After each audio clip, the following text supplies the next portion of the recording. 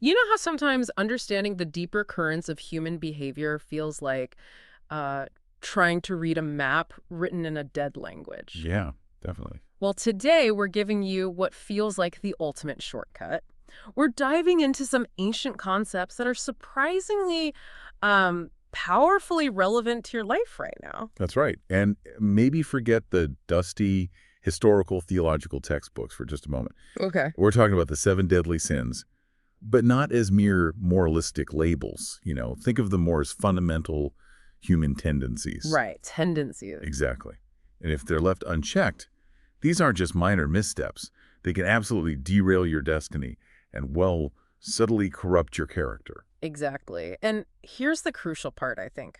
While they might not be explicitly listed together as the seven in Scripture, they absolutely represent core heart postures repeatedly and consistently cautioned against in the Bible. Mhm. This isn't just about what you do, it's about what's brewing beneath the surface, right? Absolutely. So our mission today really is to unpack how these powerful forces don't just appear out of nowhere. Okay. We'll explore how they begin subtly, how they kind of build up over time, their deep biblical context, and their very real modern-day consequences. So the goal is. The goal is for you, listening, to get a much clearer understanding of these powerful forces and their profound impact on your personal growth, your relationships, and even your biggest goals. Okay, so let's peel back the layers then, starting with the big one, often considered the root of all others, pride. Pride, yeah. When we talk about pride, what are we really defining it as? I mean, beyond just thinking you're great. Well, at its core, pride is really an excessive self-focus. It's an inflated belief in one's own superiority that often blossoms into, outright arrogance. Okay.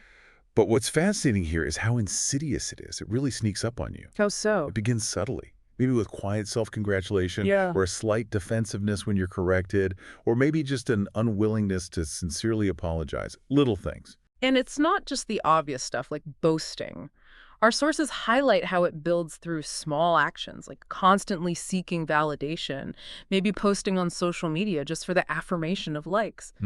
That's a big one today. But it's also those sneaky inactions, like failing to acknowledge someone else's crucial help or consistently refusing to admit a mistake. Right. And where it gets really interesting, I think, is how it can become this unknowingly habitual assumption that your perspective is always the correct one. Yeah, you become deaf to feedback without even realizing it. Exactly. And what's fascinating here is how clearly the Bible speaks to this. Proverbs is stark. Pride goes before destruction, a haughty spirit before a fall. That's pretty direct. It is. And if we connect this to the bigger picture, look at King Nebuchadnezzar in Daniel. His pride led to a complete humiliating fall from grace. He lost his sanity, his kingdom, Wow. until he eventually humbled himself and recognized a power greater than his own. His restoration only came after that deep self-reflection. And the consequences are incredibly relatable today, aren't they?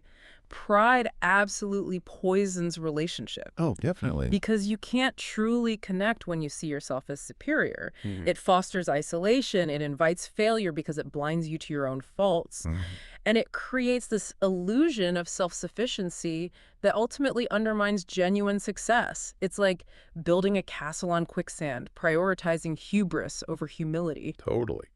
Consider the social media influencer example from our sources. Yeah. They might achieve massive online fame, right? Yeah.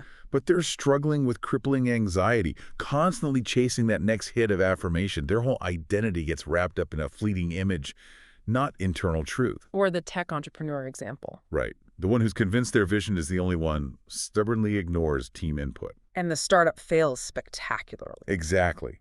Poor collaboration, inability to adapt. Yeah. It truly mirrors Nebuchadnezzar's downfall, but in a modern corporate setting. So the profound lesson here, unearthed from these ancient texts and modern examples, is that true, enduring greatness isn't about self-exaltation at all. Well, It's rooted in humility and a healthy dependence on others, and maybe on a higher purpose.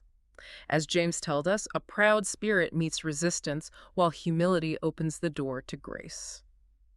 it's interesting, how much of that self-focus we just discussed with pride can also fuel something like greed. Ah, okay. Yeah. Our next deep dive. Yeah. What's at the core of this unquenchable thirst for more.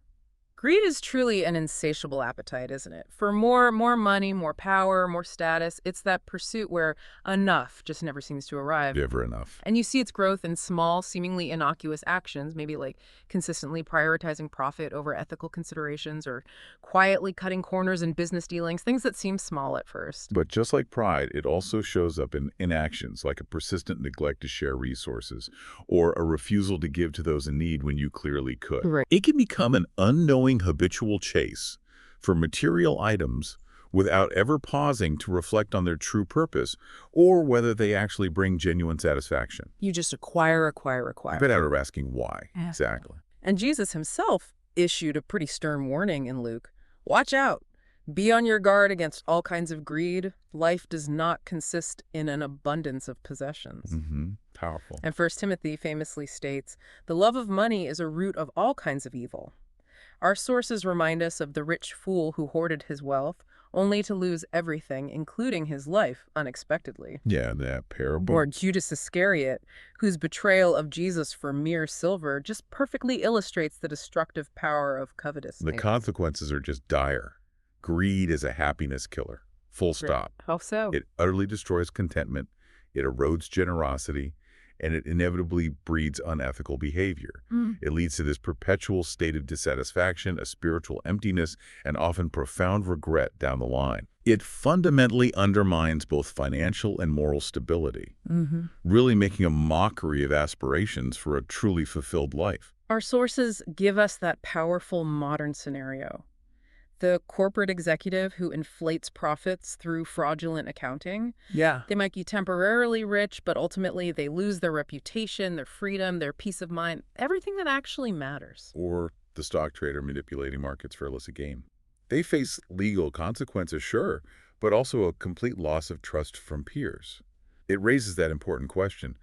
What is the true cost of more? Yeah, what is the cost? The profound wisdom here, I think, is that true wealth isn't measured by accumulation.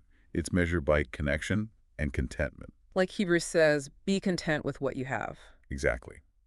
And Matthew powerfully reminds us not to store up treasures on earth where they can decay or be stolen, but to invest in things of lasting, intrinsic value. So just as greed is an unquenchable thirst for more stuff or status, lust takes that craving to a different, often destructive realm. Let's dig into this next tendency. How do we define lust today? Lust is essentially an uncontrolled craving for sexual pleasure, often outside of healthy, committed relationships. It's an intense, often objectifying desire for gratification that can reduce others to mere instruments of pleasure. Okay, and the buildup. Again, it's insidious. It starts subtly. Maybe consuming explicit content, indulging in inappropriate fantasies that begin to consume one's thoughts. And the inactions. Failing to set clear, healthy boundaries, maybe in relationships or even just with media consumption. Right. It can become habitual, unconsciously normalizing objectification and casual remarks, everyday media habits, or even how one views people in real life. It's a slow erosion of respect. Jesus' words in Matthew are crystal clear on this, aren't they? Anyone who looks at a woman lustfully has already committed adultery with her in his heart. It highlights the internal nature of the sin right there in the heart. Yeah. And the tragic story of King David's lust for Bathsheba, that's a devastating biblical example. It led not just to adultery, but deception, murder, and widespread familial pain. A whole cascade. The consequences of lust are absolutely devastating today, too. It weakens the very fabric of healthy relationships, especially marriages. Definitely. Inviting deep shame and guilt. It reduces others to objects, eroding trust, and completely obscuring love's true form, which should be selfless, respectful, sacred. And ultimately, it sabotages personal and professional goals by prioritizing these fleeting, self-gratifying desires over integrity and lasting connection. Consider the modern example our sources mention. A married individual whose addiction to online explicit content eventually causes severe marital breakdown, maybe even custody battles. Yeah, it happens. And this can spill into the workplace too, inappropriate behavior leading to job loss. It shows how quickly an unchecked desire can spiral, costing someone their family, their reputation, their peace, everything. So the lesson we draw from these sources is pretty clear. A healthy, honorable approach to relationships, marked by purity and self-control, isn't just some moral ideal. No. It's actually a path to genuine fulfillment and trust, like First Thessalonians talks about. Okay, so we've discussed how self-focus and insatiable desire can be destructive. But what about that quiet, often corrosive feeling that arises when we see what others have? Yes. That brings us to our fourth human tendency, Envy. envy. It's a bitter longing, isn't it, for what others possess, their success, looks, influence, or just a deep, resentful coveting of their possessions. Yeah, it's that feeling that quietly eats away at you. And it develops so subtly, often through constant comparison. Especially amplified by social media these days. Oh, hugely. Those curated realities we see online, or through silent competition in our professional lives. And we see it in small actions, like gossiping about others' achievements, trying to diminish their success. Or just as potently in those inactions, like failing to genuinely celebrate others' wins, feeling that little twinge instead of joy for them. Right. And it can become that unknowing, habitual feeling of inadequacy when you're constantly scrolling through others' seemingly perfect lives online. It turns your own blessings into a source of discontent. The biblical context is incredibly stark here, too. Cain killed Abel In Genesis. due to envy, a primal destructive act born of sibling rivalry. And Proverbs warns us, envy rots the bones. It literally consumes you from the inside out, affecting not just your mind, but potentially your physical well-being too. That's right. And the consequences are profound. Envy actively damages relationships because it breeds suspicion and resentment. It stifles personal progress, turning your energy outward into comparison instead of inward for growth. It cultivates bitterness, causes absolute joylessness, It really does steal joy. and it shifts your focus from your own unique blessings to the state of constant miserable discontent.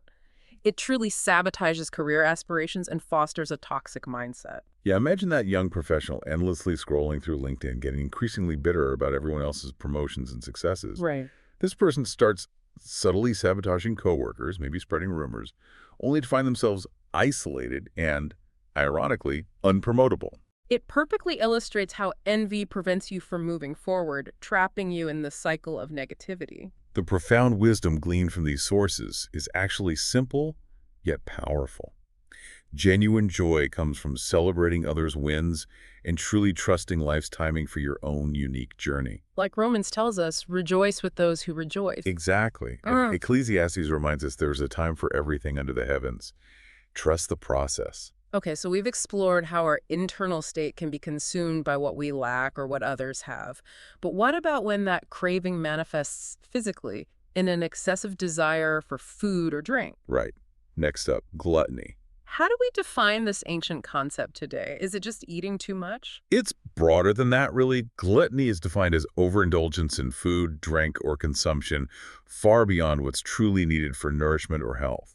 It's less about the act of eating itself, and more about a lack of self-control, often driven by something deeper. Okay. It grows subtly, maybe through emotional eating, using food as comfort or habitual excess, a gradual erosion of discipline.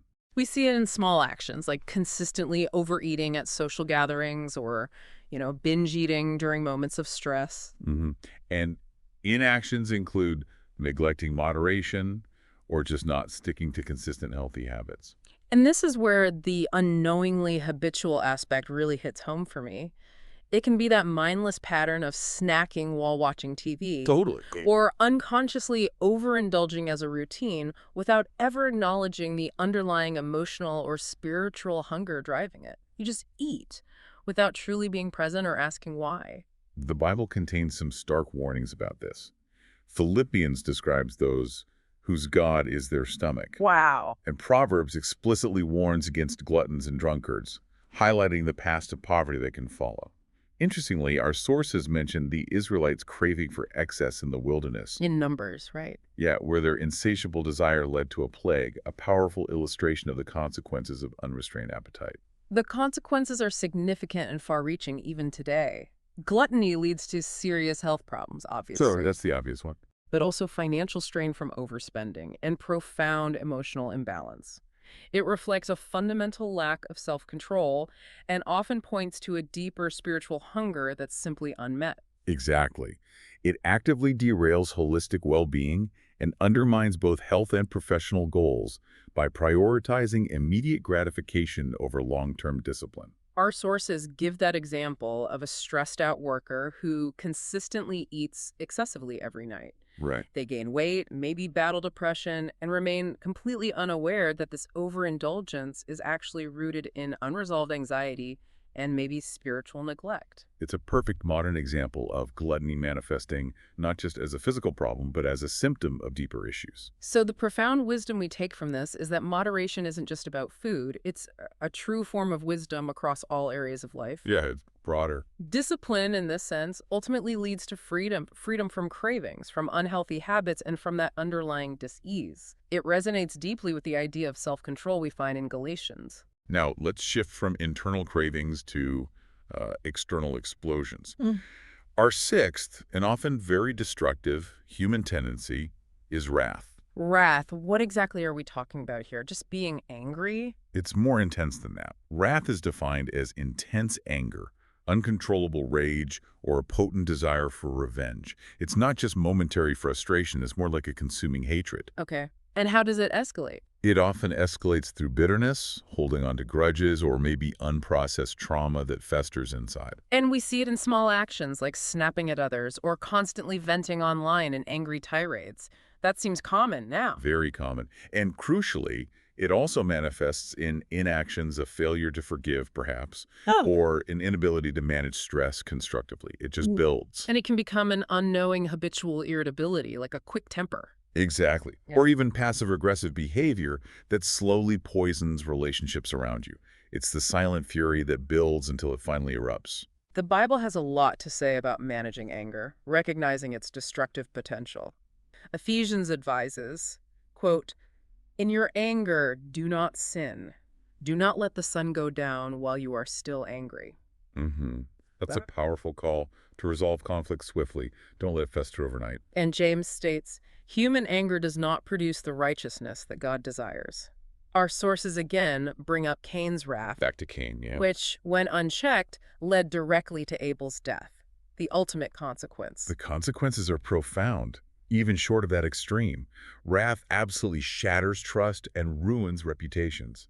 It incites retaliation, keeping the heart shackled to pain, bitterness, a desire for vengeance. It clouds judgment too, right? Completely. Makes rational thought almost impossible and fundamentally undermines both personal and professional stability. It actively hinders leadership goals by fostering division and fear instead of collaboration and respect. Think of the driver enraged at traffic who gets into a road rage altercation, Yeah, happens too often. injuring someone, leading to imprisonment and deep, lasting remorse.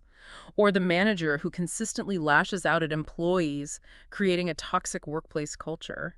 And ultimately losing their position due to a complete lack of emotional intelligence. These are real-world examples of how unchecked wrath leads to severe, often irreversible loss. So the profound wisdom here is that peace isn't just an absence of conflict. No, it's active. It's an active choice. Ancient texts call us to be peacemakers, slow to anger, and rich in love. Like James reminds us, everyone should be quick to listen, slow to speak, and slow to become angry. And Matthew, blessed are the peacemakers. Right. Okay, so we've delved into these intense, often outwardly destructive tendencies. But what about the quieter, often self-sabotaging human inclination to simply do nothing? The final one, sloth. Sloth. What is this? Beyond just plain laziness. Well, sloth, at its core, is the avoidance of necessary physical, emotional, or even spiritual effort. It's a deep-seated apathy toward responsibilities and growth. Okay. And how does it manifest? Subtly again. Often, yeah. Through procrastination, a general lack of motivation, or what you might call spiritual laziness, just not engaging. It shows up in small actions like perpetually delaying assignments or neglecting daily duties. Simple stuff. And inactions include ignoring clear opportunities for personal or professional growth, or maybe failing to engage in practices that nourish your inner life, like prayer or study. And here's that unknowingly habitual aspect again. You might find yourself mindlessly spending hours on entertainment every night. Thinking you're just relaxing. Right. convinced you're relaxing, but unknowingly solidifying a habit of avoiding deeper, more challenging, and ultimately more rewarding engagement. The Book of Proverbs has that sharp warning to the sluggard, almost tauntingly telling them to go to the ant, consider its ways, and be wise. Right, the ant works without a boss. Exactly. It highlights diligence without supervision. And the parable of the talents in Matthew powerfully condemns the wicked, lazy servant who just buried his talent instead of using it. And that's not just about money, is it? Not at all. It's about stewarding your gifts, your opportunities, whatever they might be. The consequences of sloth, then, are pretty significant. Stunted growth, wasted potential. Critically missed opportunities. Opportunities that sometimes feel divinely appointed, you know? Yeah. And it fosters long-term regret and just prevents progress in both personal and spiritual life. It actively undermines academic and life goals by prioritizing ease over effort, creates a cycle of missed potential. Imagine that gifted student who consistently delays assignments, crams at the last minute, or just avoids them altogether. Ends up failing exams. Losing scholarships, living in a cycle of excuses and low self-worth, despite their innate ability. It's a clear modern picture of sloth in action, derailing an otherwise bright future. So the profound wisdom here is that diligence isn't just about getting things done. No, it's more fundamental. It's about honoring your potential and truly unlocking your destiny. Like Colossians encourages us, whatever you do, work at it with all your heart, as working for the Lord. Or Ecclesiastes. Whatever your hand finds to do, do it with all your might. It's about engagement, really. Full engagement. Okay, so if we step back and try to connect all this to the bigger picture, you notice these ancient tendencies rarely begin dramatically, do they? No, almost never. They start subtly in our daily habits, in our unexamined thought patterns, and crucially, I think, in neglected practices that nourish our inner lives. And what's truly powerful to recognize, or maybe a bit scary, is how they mock our best efforts. Yeah, they do. They subtly derail our goals, and ultimately they create this distance between who we want to be and who we actually are. Each one rooted in small, often unconscious actions or inactions. Can snowball into life-altering consequences, shifting our focus from purposeful living to a more selfish, short-sighted existence. But here's the incredibly good news, right? Yes, absolutely. There's hope. These deep-seated tendencies can be overcome. Definitely. But probably not by willpower alone or just trying harder. No. How then? It really comes through a transformed heart. This transformation, as Romans speaks of, comes by the renewing of your mind, a fundamental shift. You know, as we talk about these powerful forces, a question I often hear, maybe you do too, is, are these sins we can truly move past, or do they just stick with us forever? Are they unforgivable? That's a great question and an important one. Absolutely not. No sin is unforgivable in that sense. The idea is that every sin is forgivable through sincere repentance, turning around and embracing a path of personal growth and grace. 1 John is clear on that. It's about turning towards a different way of living. Okay, that's good to hear. And related to that, can one of these tendencies actually lead to another? Do they intertwine? Oh yes, absolutely. They often feed into each other. It's rarely just one in isolation. Like how? Well, envy, for example, can easily breed intense wrath if you let it fester. And pride can certainly lead directly to greed as one seeks more status or recognition to feed that ego. Recognizing those connections is part of this deep dive, part of the self-awareness. So what are some practical ways, then, to genuinely fight these powerful forces in our daily lives? Not just theory, but practice. Well, our sources consistently point to several key practices. Engaging in regular self-reflection is huge. Just taking time to be honest with yourself. Okay. Seeking accountability partners, people who can offer honest feedback and support, that's crucial. Yeah, community helps. Definitely. Diligently studying wisdom traditions or sacred texts like the Psalm says, I have hidden your word in my heart that I might not sin against you. Internalizing wisdom, and maybe most importantly, actively cultivating the opposite qualities. Things like love, joy, peace, patience, kindness, goodness, faithfulness, gentleness, and self-control, the fruit of a well-tended inner life, as Galatians describes it. It's about proactive cultivation, not just resisting the negative. It's important, too, to see how these ancient tendencies just seamlessly integrate into our present-day lives. You don't have to look far. Not at all. You can spot them easily in social media culture, right? Where pride, envy, and even unhealthy fixations or lust can run rampant. Oh yeah, it's fertile ground. And they fuel the relentless workaholism and hustle culture that can be a form of greed or maybe even sloth in terms of spiritual and relational neglect because you're so focused elsewhere. You see them overtly in toxic relationships and breakups, manifesting as wrath, unchecked desire, stubborn pride. All tangled together. Yeah. And certainly in the overconsumption of entertainment, food, or even just information, which is a very modern form of gluttony, isn't it? Just constant intake without digestion. That's a great way to put it. Constant intake without digestion. So to summarize for you, our listener, maybe boil down the key take-home points from this deep dive. First, each of these ancient tendencies grows from daily choices and can subtly, almost invisibly, derail your life's true path and purpose. Second, remember that these destructive patterns thrive in secrecy and neglect. Hmm. But they truly lose their power when brought into the light through honest self-awareness and supportive community. Don't try to fight them alone in the dark. Third, living intentionally by actively cultivating humility, gratitude, purity, peace, contentment, and diligence builds a life that is deeply aligned with well-being and genuine fulfillment. Think Philippians on humility, Hebrews on contentment, Colossians on diligence. The blueprints are there. And finally, and this is maybe the biggest takeaway, true, enduring success isn't ultimately rooted in external achievements or accolades. It's found in the steady, intentional shaping of your character over time. So transformation really starts with recognition, doesn't it? Just seeing where these ancient, powerful tendencies might be taking root in your own life, maybe in your daily habits or unexamined thought pattern. And then asking what it might mean to genuinely surrender them maybe to a path of healing and deeper self-awareness. It's not about condemnation, it's about liberation. So as you reflect on this deep dive, consider this. Which of these ancient tendencies resonates most strongly with your own present-day challenges? And how might simply acknowledging it, bringing it into the light, be the very first step toward a profound, lasting shift in your life and your goals? Something to think about.